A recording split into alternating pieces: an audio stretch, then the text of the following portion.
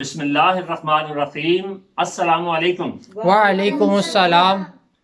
آج ہم سورہ فاتحہ جو ہے اس کو اصطلاحات کے ذریعے، ٹرمینالوجی کے ذریعے، جیسا کہ میں نے پچھلے سبق میں بتایا تھا کہ ٹرمینالوجیز کیا ہوتی ہیں اور چند ایک کی مثالیں دی ہیں، تو آج قرآن کو سمجھنے کے لیے سورہ فاتحہ جو ہے وہ ٹرمینالوجی کی صورت میں آپ کے سامنے رکھوں گا تاکہ ہم اس حقیقت کو پا سکیں۔ تو ہمارا آج کا سبق جو ہے یہ ہے سورہ فاتحہ کی حقیقت اور اہمیت۔ اس کے بارے میں چند بنیادی کلمات سنیے۔ یہ قرآن پاک کے بالکل شروع میں ہے، قرآن پاک کے بالکل شروع میں ہے، سب سے پہلی سورہ مبارک ہے۔ اس کا کمال دیکھیے کہ اس میں 7 آیتیں ہیں تو قرآن پاک کی 7 منزلیں ہیں۔ یہ تو اتفاق ہو سکتا ہے، جبکہ قرآن میں کچھ بھی اتفاق سے نہیں ہے، مگر اللہ اکبر، ہر ایک آیت جو ہے، ہر ایک آیت ایک منزل کا مکمل خلاصہ ہے اور جامع ترین خلاصہ ہے۔ یہ بھی شان ہے قادر مطلق کی، عالم الغیب والسماوات کی۔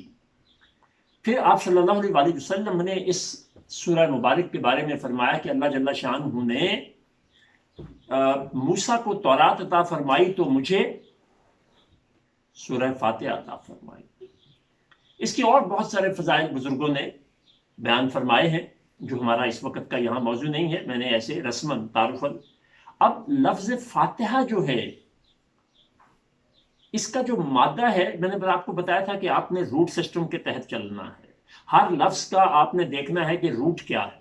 تو جو فعل جتنے بھی ہوتے ہیں نا، ورب، ان کو آپ نے بالخصوص دھیان سے دیکھنا ہے روٹ وائز۔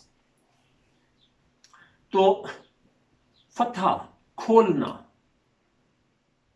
فتح کھول دینا، بہتے ہوئے پانی کو بھی کہتے ہیں کہ پانی کا بہنا وہ اپنی سطح کو ہموار کر لیتا۔ امام راغب اصفہانی، جیسے میں نے پچھلے میں بھی کہا تھا کہ ان کی مفردات القرآن دیکھیے، وہ آپ کے لیے کمال قسم کی آسانیاں پیدا کر دے گی۔ بہت بڑی ہستی پیدا ہوئی ہیں قرآن فہمی کے اعتبار سے، جنہوں نے قرآن کی اصطلاحات کو مفردات کے نام سے خوبصورت انداز میں ہمیں دیا۔ تو اللہ جل شانہ کے قوانین کا نفاذ کرنا، ان کی وضاحت کر دینا اور پھر اس کے مطابق چلنے کے لیے تیار ہو جانا، اس کے بارے میں تمام تر چیزیں آپ کو مل جانا۔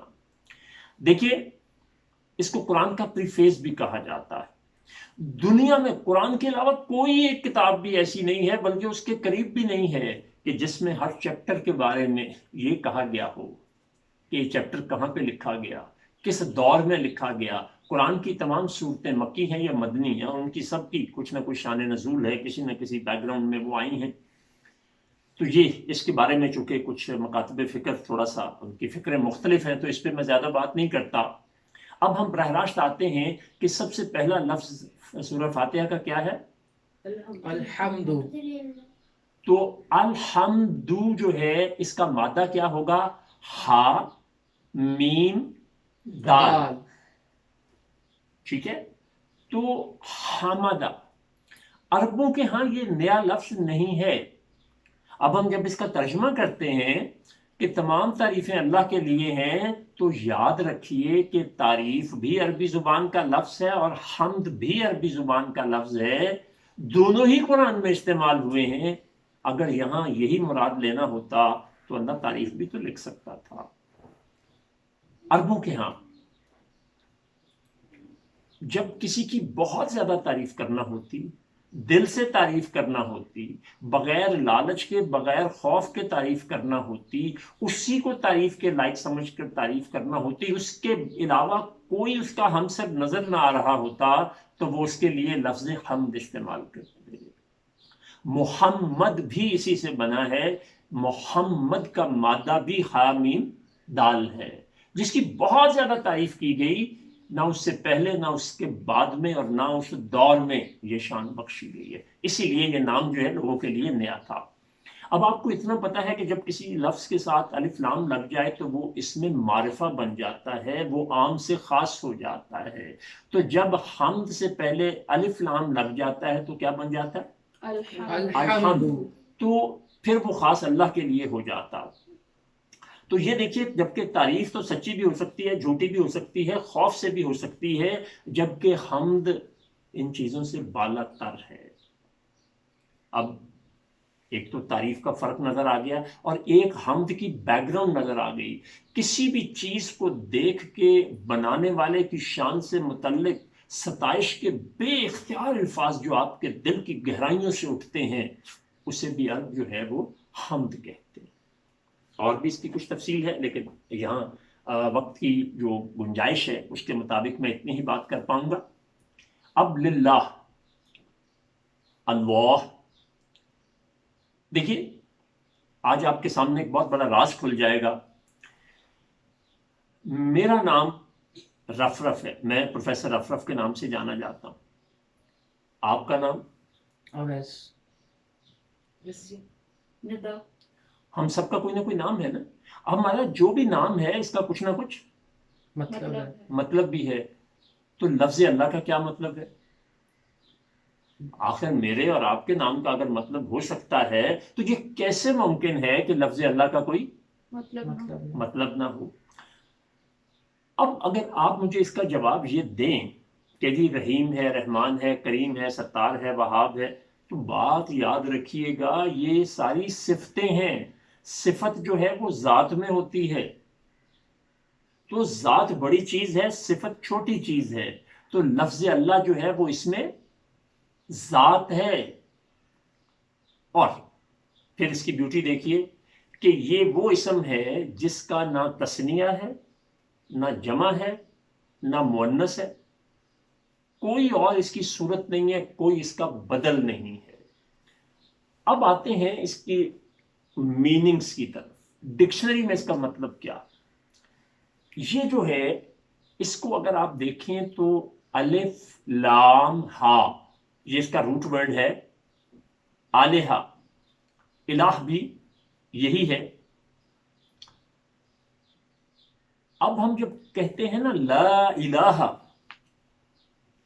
الا اللہ، کہو اللہ ایک ہے، محمد رسول اللہ اور میں محمد اللہ کے رسول ہیں، تو لا الہ الا اللہ کہنے میں کیا ایسی خاص بات ہے کہ وہ آپ کی زندگی بدل دیتی ہے؟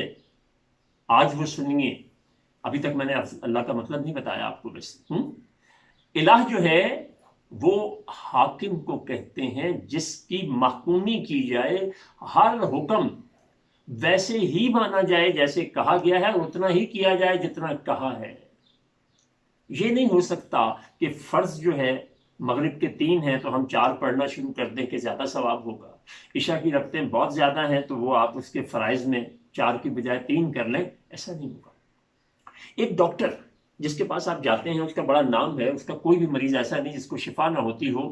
آپ اس کے پاس گئے ہیں، ڈاکٹر صاحب نے آپ کو ایک نسخہ لکھ کے دیا، آپ جب واپس آتے ہیں کیمسٹ کے پاس جاتے ہیں، کیمسٹ کہتا ہے یار یہ فلاں دوائی تو بڑی مہنگی ہے، تم اس کے بدلے میں یہ لے جاؤ، یہ بھی بڑی اچھی ہے، میں تمہارا دوست ہوں، تمہارا خیر خواہ ہوں۔ یا وہ کسی دوائی کے بارے میں کہتا ہے کہ یار یہ جو ہے نا یہ تو میرے پاس ہے نہیں، لیکن بالکل ایگزیکٹلی اس کی سالٹ اور فارمولیشن وہی ہے، صرف نام کا فرق ہے، یہ لے جاؤ۔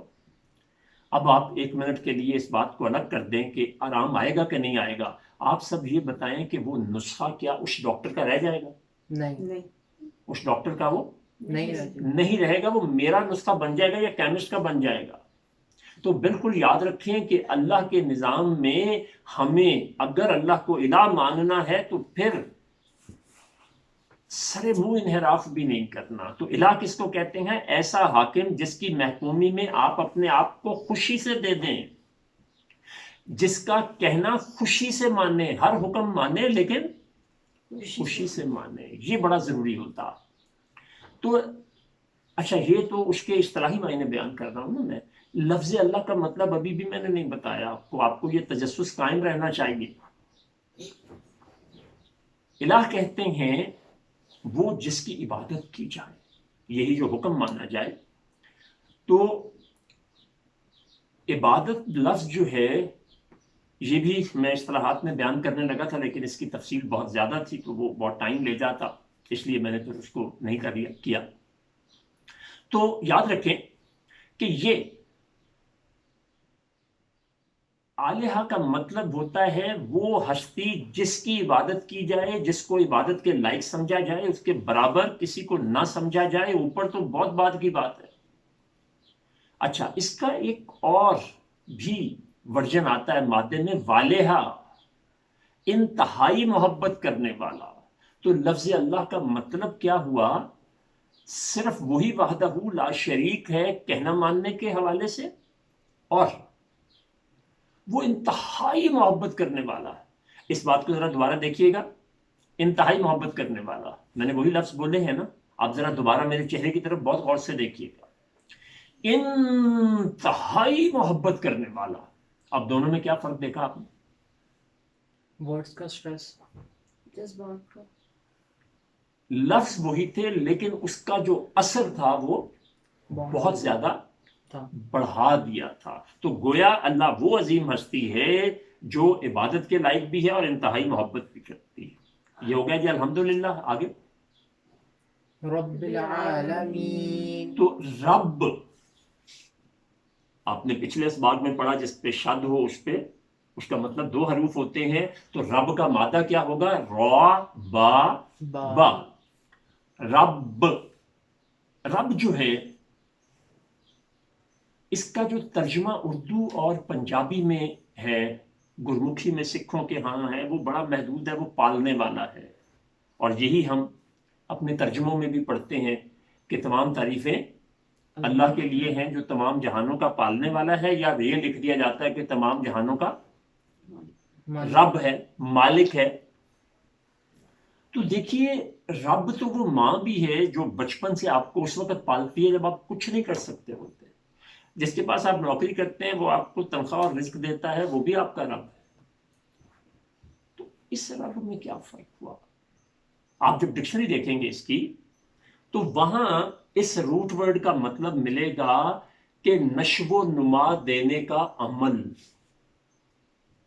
پہلی سانس سے آخری سانس تک، اور پھر ایون اس کے بعد بھی آپ کو اپنے براٹ اپ کے لیے، نشو و نما کے لیے کسی بھی قسم کی کسی بھی چیز کی کوئی بھی ضرورت کتنی بھی پڑ سکتی ہے، جو وہ دے دے وہ رب ہے۔ بات نہیں واضح ہوئی؟ ہو گئی لیکن اپنی انتہا کو نہیں پہنچی۔ مالی جب کسی جگہ ایک پودا لگانے کا ارادہ کرتا ہے، سوچتا ہے نا پہلے، تو وہ سب سے پہلے زمین کا انتخاب کرتا ہے، پھر وقت کا انتخاب کرتا ہے، پھر بیج کا انتخاب کرتا ہے، اس کو زمین کو تیار کرتا ہے، کتنا گہرا اس کو لگانا ہے اس کو دیکھتا ہے، اور کرتے کرتے پھر وہ جب اس کو لگاتا ہے تو اس کی کونپل پھوٹنے تک بڑی بے چینی سے اس کا انتظار کرتا ہے۔ پھر جب وہ کونپل نکلتی ہے تو اس کو پرندوں سے بچاتا ہے، پھر اس کے بعد جب بڑا ہوتا ہے تو چرندوں سے بچاتا ہے۔ کوئی اس کی طرف دیکھے تو اس کا بس نہیں چلتا کہ وہ اس کو ہاتھ نہ لگانے دے، اور کبھی کبھی وہ خود اپنے ہاتھ سے اس کی اتنی بڑی بڑی شاخیں کاٹ رہا ہوتا ہے۔ تو وہ کیا کرتا ہے؟ اس کو شیپ اپ کرنا چاہتا ہے، اس کو اچھی شکل دینا چاہتا ہے، اس کو جنگل کی زندگی کی بجائے باغ کی خوبصورت زندگی دینا چاہ رہا ہوتا ہے۔ اسی طرح اللہ جل شانہ جب کسی روح کو دنیا میں بھیجنے کا ارادہ کرتا ہے تو سب سے پہلے جوڑے کا انتخاب کرتا ہے کہ کس خطے کے کس جوڑے کے توسط سے نئی روح نے آنا۔ پھر جس لمحہ بچے کا نطفہ قرار پاتا ہے، اس لمحے سے لے کے دنیا میں باہر آنے تک اس بچے کی ہر روز ضروریات بدلتی ہیں، ہر روز، ہر لمحہ، اور وہ ان کو دے رہا ہوتا ہے۔ اسی طرح جب وہ دنیا میں آتا ہے تو ماں کا دودھ اس کے لیے پہلے سے تیار ہوتا ہے جس کا اس سے پہلے نام و نشان نہیں تھا۔ اس دودھ کا رنگ، اس دودھ کا ذائقہ، اس دودھ کی مقدار، اس دودھ کے اندر کے انگریڈینٹس ہر روز بدلتے ہیں، بلکہ ہر لمحہ بدلتے ہیں۔ تو رب پھر کون ہوا؟ جو ہمیشہ دے، بغیر لالچ کے دے، بغیر خوف کے دے، بغیر کسی توقع کو رکھے ہوئے دے، بغیر ڈر اور خوف کے دے دے، وہ رب ہوتا ہے۔ اب آپ کو رب کی کلیرٹی ہوئی۔ اب اگلا لفظ کیا ہے؟ عالمین۔ عالم، عین لام میم، یہ دونوں صورتوں میں ہے، عالم عالم، عالم صاحب علم کو کہتے ہیں جو ہم تک علم پہنچاتا ہے، اور عالم جو ہے کائنات میں ہر وہ نظر آنے والی شے جو محسوس کی جا سکے. جی تو اب عالم کہ جس کو آپ اپنے حواس میں کسی بھی طرح سے محسوس کر سکیں.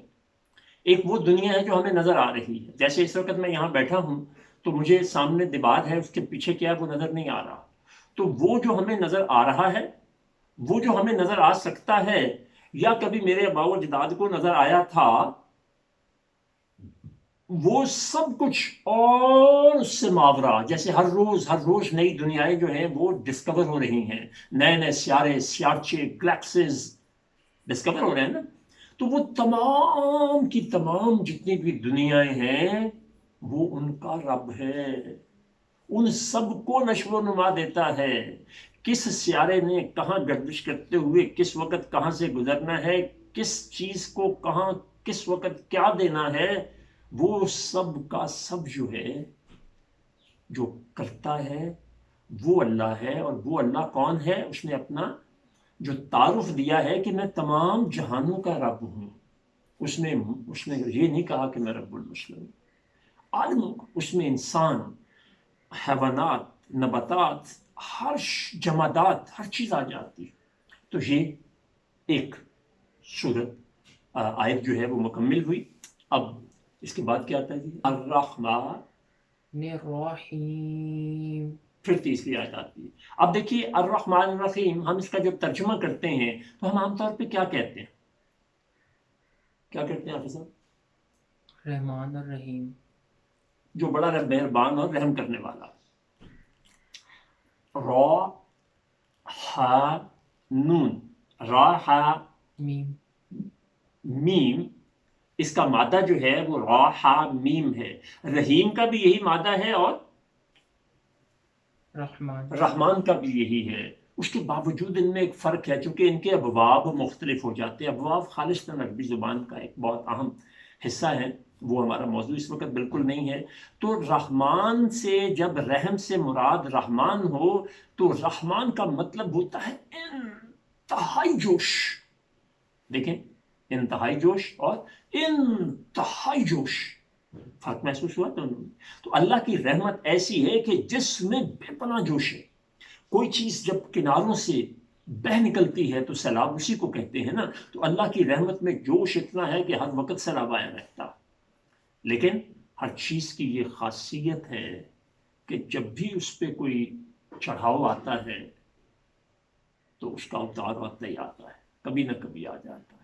تو رحیم چونکہ مادہ اس کا بھی رحمہ ہی ہے، لیکن اس میں ہمیشگی کے معنی پائے جاتے ہیں کہ اللہ جل شانہ کی رحمت میں بے پناہ جوش ہے اور وہ جوش ہمیشہ کے لیے ہے.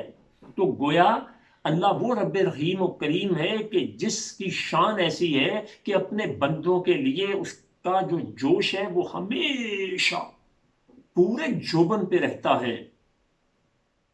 اب آپ دیکھیے، خالی مہربان اور رحیم کہہ دینا کہ آپ کا مقصد حاصل کرتا.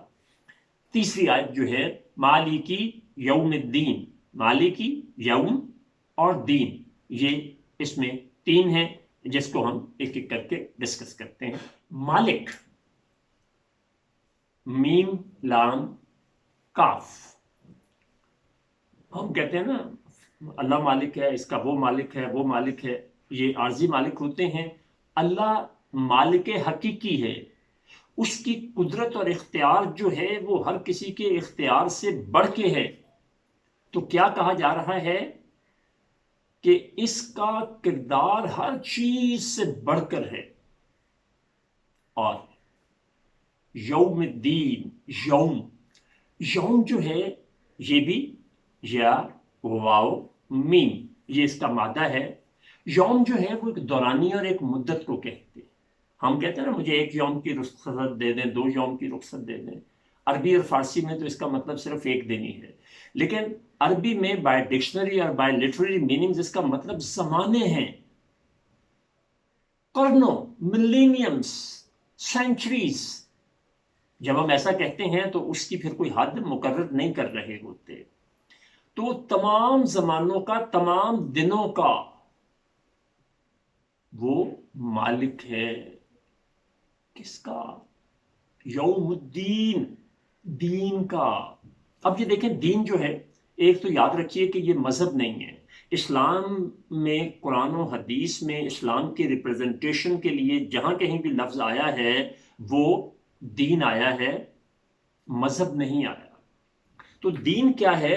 اس کو آپ مکمل ضابطہ حیات، آپ کے ہر معاملے کا احاطہ کرتا ہوا، یعنی آپ کی کسی بھی قسم کا کوئی معاملہ زندگی میں پیش آتا ہے، آیا تھا، آئے گا، وہ اس کا مالک ہے، اس کا قبضہ قدرت اور اختیار ہے ہر چیز پر۔ اور اس کا مطلب دین بھی ہوتا ہے، قرض کا اتارنا۔ دیکھیے قرض جو ہوتا ہے اس میں ایک مدت کا تعین بھی تو ہوتا ہے نا، کہ جب آپ نے وہ کب دینا ہے۔ تو یہ جو کہا گیا مالک یوم الدین، اللہ تبارک تعالیٰ اس دن کا مالک ہے کہ جس دن وہ سب کے حساب بے باک کر دے گا، تمام دنیا کے لین دین کو وہ کلیئر کر دے گا، جس کے ذمہ جس کا جو ہے کچھ نہیں بچے گا، ہر کوئی بڑی کلیئرٹی کے ساتھ ہوگا۔ وہاں کوئی رشوت، کوئی سفارش، کوئی 2 نمبری 3 نمبری نہیں ہوگی۔ ایاک نعبد و ایاک نستعین، ہم تیری ہی عبادت کرتے ہیں اور تجھ ہی سے مدد مانگتے ہیں۔ اب ایاک، یہ حمزہ یا کا، یہ تخصص ہے، ضمیر کے ساتھ یہ آتا ہے۔ تو ایاک نعبد، ہم عبادت کرتے ہیں۔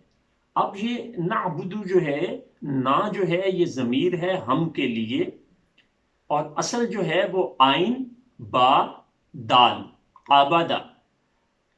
یہ جو ہم تیری عبادت کرتے ہیں نا، تو عبادت کا مطلب یاد رکھیے گا، کچھ مخصوص ریچولز کا ادا کرنا عبادت نہیں ہوتا، وہ تو اس کی ایک شکل ہے جو 20% سے زیادہ نہیں ہے۔ قرآن کی تمام آیات کو اگر آپ اکٹھا کریں تو 7% آیات جو ہیں وہ ایمانیات کے بارے میں ہیں، اور 13% جو ہے وہ عبادات کے بارے میں، اس طرح کل 20% بنتا ہے۔ قرآن 80% معاملات کے بارے میں ہے۔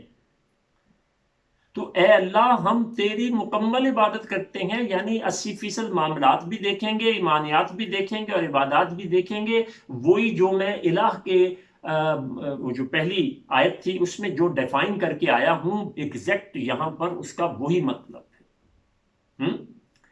پھر اس کے بعد یا کا رپیٹ ہو رہا ہے، نستعین، نستعین،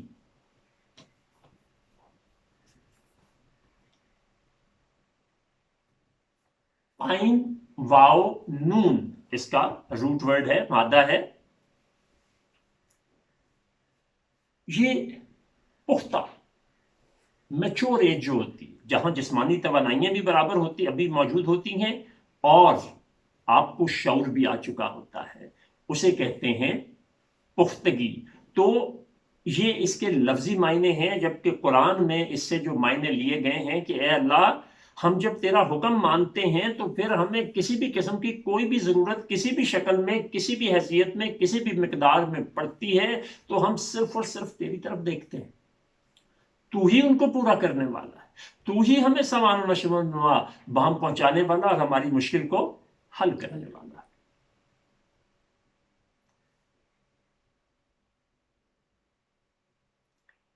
اہدی الصراط المستقیم، ہم اس کا ترجمہ جو بھی کرتے ہیں،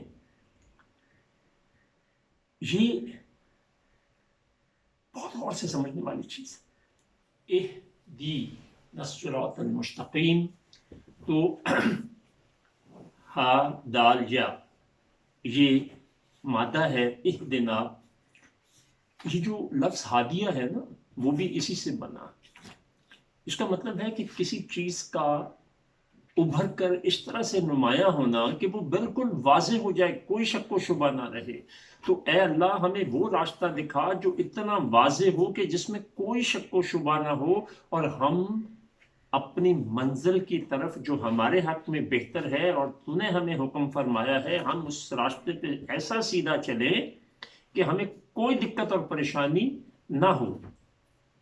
مستقیم جو ہے، قاف واو میم، اس کا مادہ ہوتا ہے قوم، کھڑے ہو جانا، قائم ہو جانا، سیدھے ہو جانا، بہترین توازن کا قائم ہو جانا۔ تو اے اللہ تو ہماری رہنمائی اس طرح سے فرما کہ ہم تیرے حکم کے مطابق تیرے تمام عائد کردہ فرائض کو ادا کرتے ہوئے تمام آسانیاں حاصل کر لیں۔ اب وہ صراط المستقیم سیدھا راستہ ہو گیا، اور وہ سیدھا راستہ کون سا ہے؟ صراط الذین انعمت علیہم غیر المغضوب علیہم والضالین، آمین۔ اے اللہ وہ راستہ کہ جس پر چلنے والوں کو تو نے انعامات دیے، انعمت تیری رحمتیں اور برکتیں ان پر نازل ہوئیں، ان کے لیے آسانیاں پیدا ہوئیں، نہ کہ وہ جن کے تیرا غضب نازل ہوا۔ تو یہ میں نے آخر میں تھوڑا سا اس کو وائنڈ اپ کر دیا ہے، کیونکہ میں ایک بڑی خاص بات آپ سے کرنا چاہتا ہوں، وہ یہ ہے کہ جب ہم کسی بڑی جگہ پر کوئی درخواست دیتے ہیں اور بہت ہمبلی درخواست دیتے ہیں اور چاہتے ہیں کہ پڑھنے والے کا دل ہم پر آ جائے اور وہ ہمارا یہ کام کر دے، تو ذرا غور کیجئے کہ سب سے پہلی آیت میں کیا بتا رہے ہیں؟ جب ہم کہتے ہیں الحمدللہ رب العالمین، تو ہم اللہ جل شانہ کی شان بیان کرتے ہیں کہ اے اللہ جل شانہ تیرا سٹیٹس کیا ہے، تیرا سٹیٹس کیا ہے، حیثیت کیا ہے، تو ہے کون۔ تو ہم ایڈریسی کو ایڈریس کرتے ہیں، جب اوپر لکھتے ہیں بخدمت جناب، تو بالکل پہلی آیت جو ہے وہ ہمیں وہ بتاتی ہے۔ الرحمن الرحیم، اس کی ذات کا انتہائی نرم پہلو، بہت محبت اور رحم کرنے والا۔ اے بڑی شان والے تو ہے ہی بڑا رحم کرنے والا۔ اور پھر جب ہم کہتے ہیں مالک یوم الدین، تو ہم کیا کر رہے ہوتے ہیں؟ دراصل ہم اعتراف کر رہے ہوتے ہیں اللہ کے اختیار اور طاقت کا، کہ اے اللہ پاک تیرے پاس تو سارے اختیار ہیں، تجھے ہماری ضرورت پوری کرنے کے لیے نہ کسی سے پوچھنے کی ضرورت ہے، نہ اجازت لینے کی ضرورت ہے، نہ ہی ہماری ضرورت کو پورا کرنے کے لیے کسی سے مدد لینے کی ضرورت ہے۔ اور ہم تجھ سے مدد مانگ کیا رہے ہیں کہ اے اللہ ہم چونکہ تیرے بندے ہیں تو ہم تجھی سے مدد مانگتے ہیں، اللہ تو ہماری ضرورتوں کو پورا فرما دے، اور نہ صرف ضرورتوں کو پورا فرما دے بلکہ ہمارے اوپر اپنے اس طرح کے انعام و اکرام کی بارش فرما جو تجھے پسند ہے، نہ کہ ہمیں ان میں سے کر دینا جن پر تیرا غضب نازل ہوا۔ تو یہ جو ہے سورہ اخلاص، یہ سورہ فاتحہ جو ہے، یہ میں نے آپ کے سامنے ٹرمینالوجی کی شکل میں رکھی، ہر ایک لفظ جو تھا الگ الگ، اس کو میں نے آپ کو اصطلاحات کی شکل میں بیان کیا تاکہ آپ کے سامنے واضح کر سکوں کہ کس طرح سے قرآن جو ہے اس کو سمجھنے کے لیے اصطلاحات جو ہیں وہ ہماری مدد کرتی ہیں۔ تو آئیے آج سے ایک عہد کریں کہ ہم قرآن کو سمجھ میں، آپ جس کی جی چاہے ترجمہ پڑھیں، جس کا جی چاہے تفسیر پڑھیں۔ اگر مجھ سے پوچھیں کس کا اچھا ہے، آپ جس مسلک سے تعلق رکھتے ہیں آپ اپنے ان علماء کرام سے پوچھئے۔ پھر بھی اگر آپ مجبور کریں تو میں ایک ہی فارمولہ لوگوں سے کہا کرتا ہوں، ایک سے زیادہ پڑھیے بس۔ وہ ایک سے زیادہ 2 سے لے کے 200 تک کچھ بھی ہو سکتا، آپ کے دل و دماغ کی بہت سی کھڑکیاں کھل جائیں گی۔ دیکھیں، کمپیریزن کرنے کے لیے آپ کے پاس کم از کم 2 چیزیں ہونی چاہیے، ورنہ تو بات نہیں بنتی نا۔ تو میں نے دین کو کیسے سمجھا؟ میں نے جب ایم اے اسلامیات کیا تو دین سمجھنے کے لیے نہیں کیا تھا، اللہ پاک بھی مجھے معاف کرے، آپ کے سامنے جو اعتراف کر رہا ہوں وہ بات سمجھانے کے لیے کر رہا ہوں۔ اس وقت میری پریورٹی یہ تھی کہ اتنی ساری ڈگری ہیں تو چلو ایک ڈگری اور سے، لیکن یہ تو اللہ نے میرے مقدر میں کمال قسم کی ہدایت لکھ دی کہ اس ایم اے کے بعد میں نے کوئی اور ایم اے نہیں کیا۔ اس میں ایک کمپلسری پیپر تھا کمپیریٹو اسٹڈی آف ریلیجن۔ اسلام کی جتنی سمجھ مجھے دوسرے مذاہب کو پڑھنے کے بعد آئی ہے اس سے پہلے نہیں آئی تھی۔ تو یاد رکھیں کہ کمپیریزن جو ہے اس کے بعد چیزیں ویسے بھی تو اپنی ضد سے پہچانی جاتی ہیں نا۔ تو اس لیے قرآن جو ہے دنیا کی بہترین کتاب ہے، اس کو ٹیکسٹ بک کے طور پہ پڑھیے۔ ٹیکسٹ بک سمجھتے ہیں نا کیا ہوتا ہے، جس میں سوال جواب ہوتے ہیں، امپورٹنٹ چیزیں انڈر لائن ہوتی ہیں. امپورٹنٹ سے مراد وہ جو اس پرٹیکولر سبجیکٹ یا سوال کے جواب کے لیے ہوتی ہیں. تو اس لیے میں آج کے اس پروگرام کے اختتام پر دعا کرتا ہوں اللہ تبارک تعالیٰ سے، اے پاک پروردگار، تو نے جس عظیم دین کا، جس عظیم نبی کا ہمیں امتی بنایا ہے، جس دین کا پیرو بنایا ہے، اے اللہ تبارک تعالیٰ ہمیں اس کے سمجھنے والا، اس پر عمل کرنے والا اور پاک پروردگار اپنے خاص بندوں میں ہمیں شمار فرما لے اور ہمیں اس کو سمجھ کر دوسروں تک پہنچانے والا بنا دے. آمین ثم آمین.